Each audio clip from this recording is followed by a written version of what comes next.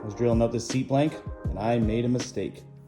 This hole and this hole are supposed to be 24 degrees, not 14.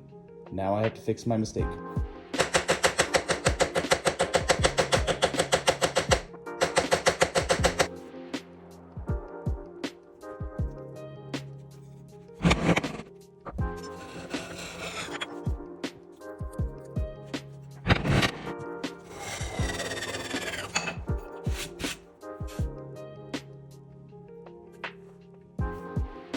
$20, $21, $22, $23, $24, $24.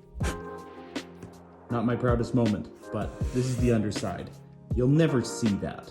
Plus, most of it's gonna go away once I remount the taper. This is fine.